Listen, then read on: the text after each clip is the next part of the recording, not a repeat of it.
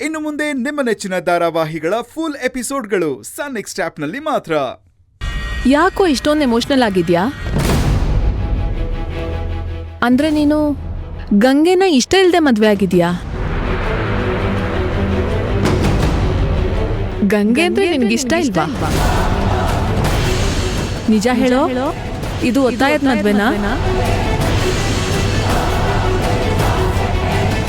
ನಿನ್ ಮನ್ಸಲ್ಲಿ ಇದ್ದಿದ್ ಯಾರು? ನೀನ್ ಪ್ರೀತಿ ಮಾಡಿದ್ದು ಯಾರನ್ನ? ಗೌರಿ.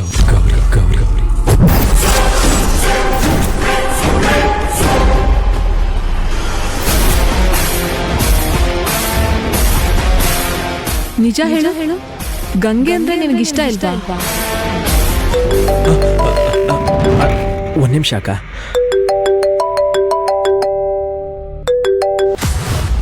ಹಲೋ, ಹೇಳಮ್ಮ. ಅಮ್ಮ ಅಲ್ಲ, ನಾನು ಗಂಗಾ. ಹಾಯ್ ಗಂಗಾ. ನನ್ನಿಂದ ಏನಾದ್ರೂ ಡಿಸ್ಟರ್ಬ್ ಆಯ್ತಾ? ತುಂಬಾ. ಎಷ್ಟು ಅಂದ್ರೆ ಕೆಲಸ ಮಾಡಕ್ ಆಗದೆ ಇರೋ ಅಷ್ಟು. ಹಾಗಾದ್ರೆ ಹೊರಟ್ ಬಂದ್ಬಿಡಿ. ಬರ್ಬೇಕು ಅಂದ್ರೆ ಇರೋ ಕೆಲಸ ಮುಗಿಸ್ಬೇಕಲ್ಲ. ಹಾಗಿದ್ರೆ ಬೇಗ ಕೆಲಸ ಮುಗಿಸಿ. ವರ್ಕ್ ಮಾಡಕ್ಕೆ ಮನ್ಸ್ ಬಿಡ್ಬೇಕಲ್ಲ. ಮನ್ಸಿಗೆ ಏನಾಗಿದೆ? ಮನೇಲಿ ಹೆಂಡತಿ ಒಬ್ಳನ್ನ ಯಾಕೆ ಬಿಟ್ಟು ಬಂದೆ ಅಂತ ಒಂದೇ ಸಮ ಟಾರ್ಚರ್ ಕೊಡ್ತಿದೆ.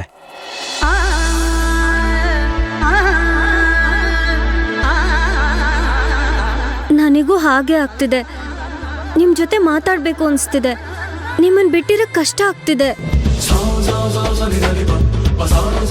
ನಿನ್ನ ನೋಡಿ ಆಲ್ರೆಡಿ 4 ಗಂಟೆ 32 ನಿಮಿಷ 22 ಸೆಕೆಂಡ್ ಆಯ್ತು ಗೊತ್ತಾ?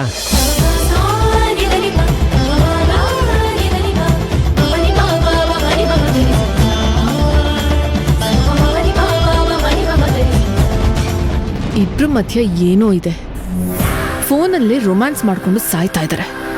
ಯಾವ್ದು ಸತ್ಯ, ಇಲ್ಲಿ ಯಾವ್ದು ಸುಳ್ಳು ಅರ್ಥನೇ ಆಗ್ತಿಲ್ವೇ. ಒಂದ್ ರಿಕ್ವೆಸ್ಟು. ಏನ್ ಹೇಳಿ? ನನ್ ಮನ್ಸು ನನ್ ಮಾತ್ ಕೇಳೋದಕ್ಕಿಂತ ನಿನ್ ಮಾತ್ ಕೇಳೋದೇ ಜಾಸ್ತಿ. ಅದಕ್ಕೆ ಸ್ವಲ್ಪ ಸೈಲೆಂಟ್ ಆಗಿರೋದಕ್ಕೆ ಹೇಳ್ತೀಯಾ? ನೋಡು ಮನ್ಸೆ, ನನ್ ಗಂಡ ಬೇಗ ಮನೆಗ್ ಬರ್ಬೇಕು, ನನ್ ಜೊತೆಗಿರ್ಬೇಕು ಅಂದ್ರೆ ನೀನ್ ಸ್ವಲ್ಪ ಸೈಲೆಂಟ್ ಆಗಿರ್ಬೇಕು, ಓಕೆನಾ? ಅದು ಕೇಳೋದಿಲ್ವಂತೆ. ಅದನ್ನ ಬೇರೆ ರೀತಿಲಿ ಸಮಾಧಾನ ಮಾಡು. ಹೌದಾ? ಅದಕ್ಕೇನ್ ಬೇಕಂತೆ? ಮಕ್ಕಳು ಹಠ ಮಾಡಿದಾಗ ಹೇಗ್ ಸಮಾಧಾನ ಮಾಡ್ತಾರೆ?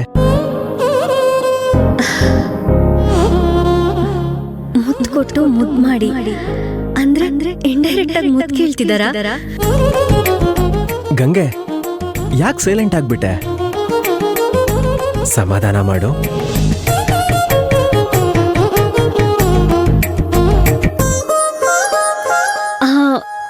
ಅದು ನಿಮ್ ದಾರಿನೇ ಕಾಯ್ತಾ ಇರ್ತೀನಿ. ಬೇಗ ಬನ್ನಿ. ಬಾಯ್.